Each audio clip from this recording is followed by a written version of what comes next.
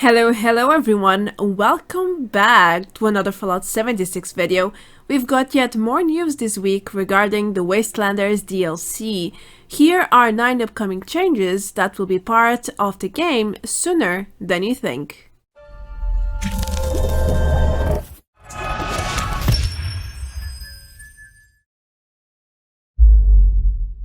Bethesda seems to be really working full force on the Wastelanders DLC. We had a brand new update a few days ago with mostly minor changes. If you are not aware of this update, then feel free to check my overview with 12 major changes. Anyway, last week Bethesda announced that we will have a private beta test. Great news, right? Too bad only a few lucky ones will be able to experience it firsthand. I also made a video covering the essentials about this upcoming PTS, so it's your choice to get informed. Moving on, the register period is now over and we've got plenty of news to discuss today.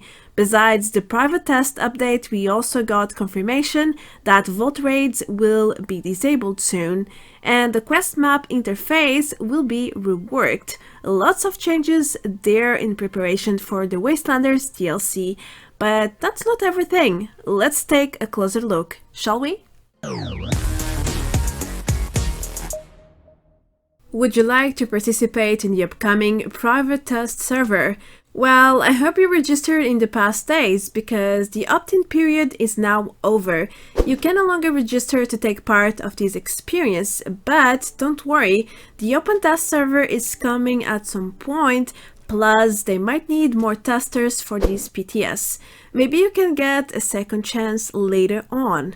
For now, the invitations will be sent out by email to the few lucky ones selected by Bethesda starting today, 17th of January. If you get an email from Bethesda, you will have to sign up a non-disclosure agreement that forbids you from recording, streaming, or discussing your experience altogether.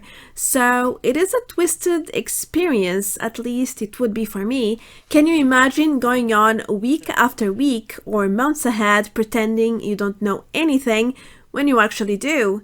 That's some tough acting there. It also requires a lot of self-control to resist the temptation to just go out there on social media and discuss things. Oh well, it is the way it is. Anyway, the starting date for this PTS has not been revealed yet.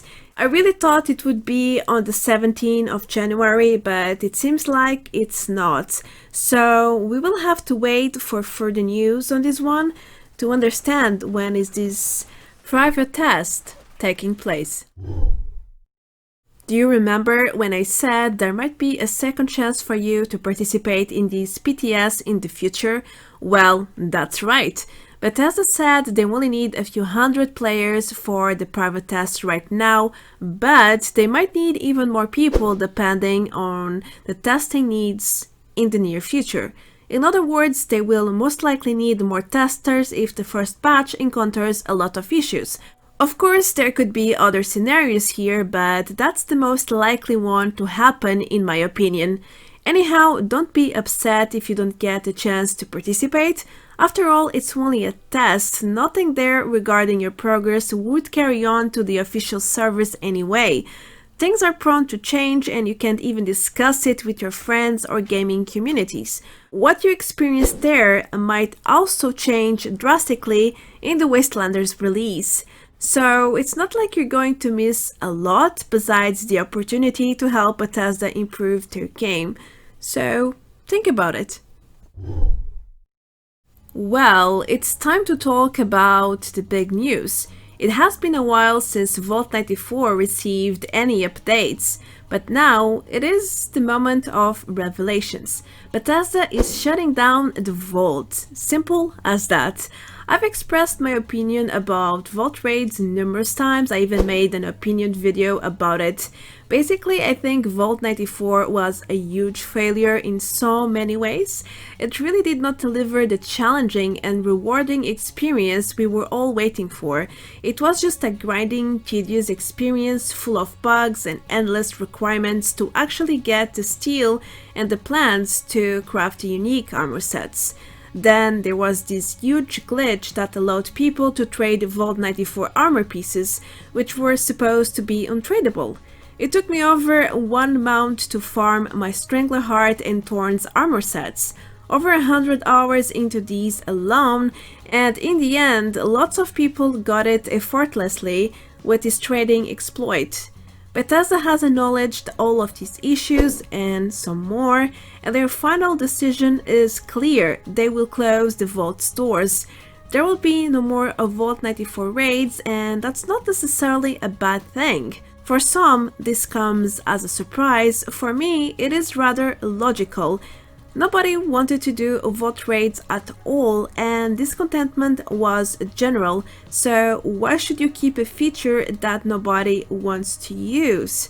What do you guys think about this breaking news? Do let me know in the comment section below.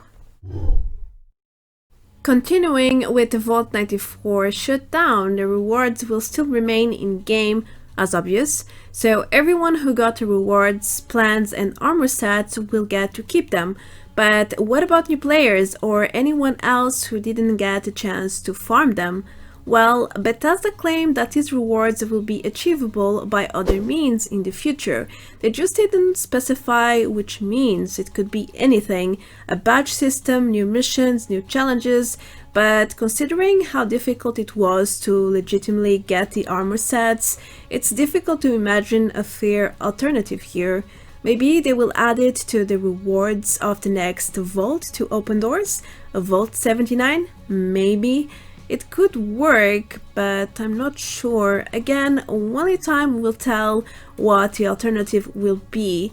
Also, Bethesda mentioned that Vault 94 won't close so soon, so you still have time to grind and get everything you want from this vault. Well, just keep in mind that it's closing soon, so you should hurry up. Like, for real. Huge changes are coming soon to the Quest interface with the Wastelanders update. Bethesda shared lots of details and a sneak peek to the upcoming reworks. The first one will introduce new shapes and colors to the quest marks on the map. Right now, as you should know, we only have yellow diamond markers that identify any type of quest in the map. It could be a daily, a main mission, a side mission, or even something part of the miscellaneous. In the future, we will have main missions displayed with new yellow squares, and the existing yellow diamonds will identify side, misc, and daily missions. There is a third category, the inactive or not tracked missions. They will be displayed in black diamonds. This way, we will get a better understanding of what active and inactive missions we have just by looking at the map. Moreover, this can save you a lot of time by letting you know about any nearby missions that you might not be aware of while following another quest. It's never funny to return to one place when you could have done everything for both quests at once. At least, I think that way. Some months ago, the event system got reworked and the mark display got a major update. Public events became free to fast travel to, and they also show some basic details in a window, like the difficulty and the participants there already at the event. With the Wastelanders update, we will get a similar display window for main missions only, with a short quest description, a bit of lore in the journal, and the current objective at hand. That's amazing! You won't have to access your Pip-Boy anymore, then go to Data and the respective mission tab to access the details of your main quest. It will be simple to understand what you have to do and where you must go for once. That really sounds like a beautiful improvement to the quest interface. It will save you time and spare you from a lot of frustration, I would say. Bring it on! The quest interface will get some new settings as well. You have probably noticed the 3 new options below the upcoming main mission window. Right now, the only way to make a certain mission active or not is through your Pip-Boy, but that's about to change. Every time you receive a new main mission, you'll be able to choose through the map if you want to keep this mission active, if you'd like to change your interface and focus only on that mission, while disabling all the others, or simply view the main quests in your Pip-Boy. That's also an option. Sounds fancy and useful as it should be. Again, this will give you more personalization and control over your gameplay. You make the choices, you decide how to play, and most importantly, you don't have to go through 5 submenus and clicks to find your goddamn main mission anymore. I'm really looking forward to play with such improved interface. Okay, there is one more improvement point, which includes a bunch of new settings under the Game tab. Right now we don't have much going on there, but soon we will have at least 6 new settings that will appear below this menu. You might think there's a lot of changes coming to the quest system with these, but that's not really the case. These options allow you to choose if you'd like quests from different categories, 6 in total, to automatically activate themselves to show in the map and on the right side of your screen when you start them. You can also disable them or keep them all on if you prefer. I think the best way will be to just leave the main and side missions on and everything off. Otherwise you will get a very busy screen, but that's also fine. You can disable them at any time if they start bothering you. It's always refreshing to have choices, plenty of them actually, so bring them on. Alright, so what else is coming with the Wastelanders update? This point has not been unveiled or announced by Bethesda, but it's something that will surely come live at some point. Data miners have been quiet lately due to the NCA for the private test server non-disclosure agreement, so not a lot of new items have been data mined recently.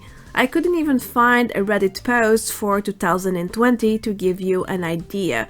However, there are dozens of items that were data mined last year that never saw the light of today, at least until now.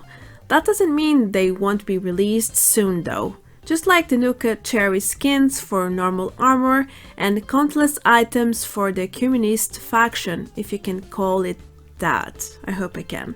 I'm sure there are many other items that are part of the game files, but they've not been added to the live servers yet. Therefore, I believe that Bethesda is going to release them slowly, just as they have been doing so far. Every week there's something new, and that keeps the hype a little bit, at least in terms of Atomic Shop items. So every week we should expect new and fresh items to be released. Also, you should expect some more free items and Fallout First items in the upcoming months. Alright, ladies and gentlemen, that's all I have for you today. I think I covered everything worth mentioning here regarding yesterday's news on the Wastelanders update, which is coming at some point. We don't know when, there is no date. We don't even know if they are going to slowly release the DLC like they did with the first one, Wild Appalachia, or if they're going to release all of it at once. Either way, we still have the private test to go over, and that might take a while, which means the update is probably not coming out in the following weeks. However, other patches not directly related to Wastelanders might happen, just like the one on the 14th of January, with lots of bug fixes and improvement points. What do you think they will do? What date are you expecting to see Wastelanders live? Let me know your thoughts in the comments. Also, I have been working in a very long video for 4 days now, and it should go live tomorrow or on Sunday. Stay tuned. I think everyone will like it for different reasons. I'm Marta Branco, thank you so much for your support and feedback. You guys are the best. If you are new here, then feel free to click on the subscribe button below to support this kind of content. I also have a Patreon page for anyone who would like to go one step further and support me that way. The link is right below the video. That's really everything for now. I hope you have enjoyed the content, and I will see you guys and girls very soon. Until then, take care. Adios. Bye bye.